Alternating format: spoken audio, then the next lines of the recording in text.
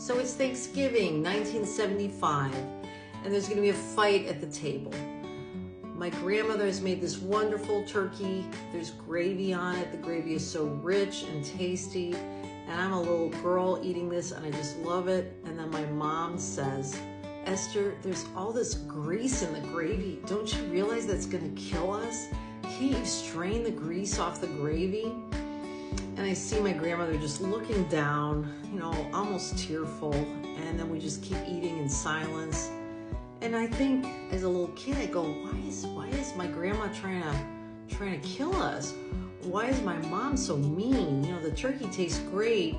I just want to have a nice meal. I miss my grandmother. I want to spend time with her. Now she's about to cry. And my mother is probably thinking, what an ignorant woman. Doesn't she know that the government says that Crisco is better and that, that margarine and we shouldn't be having all this grease? My mother didn't know that the American Heart Association was sponsored by Crisco. My mother was going to college. My mother was being indoctrinated. And my grandmother was right. There was nothing wrong with the grease in the gravy. So that was 1975. And then I carry on the family tradition. 1995, I'm a young mom. And my mother-in-law is feeding my kid whole milk.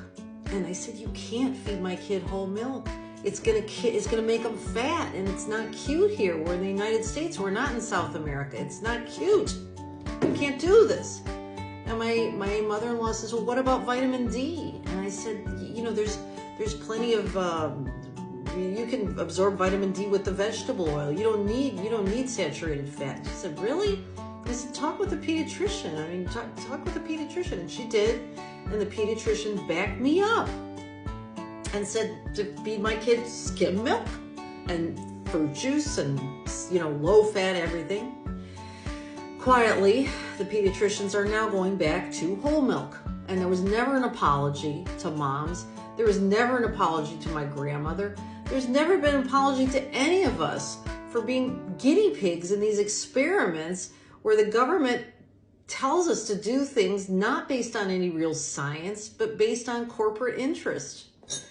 The food pyramid was based on lies and corporate interest in disguise. The low-fat movement was basically the same thing. That basically the food pyramid put carbs all in our diet and took all the fat out, and we're all sicker and fatter. Weight Watchers told me the fat you eat is the fat you wear. It is a complete lie. What is the fat you wear? The fat you wear is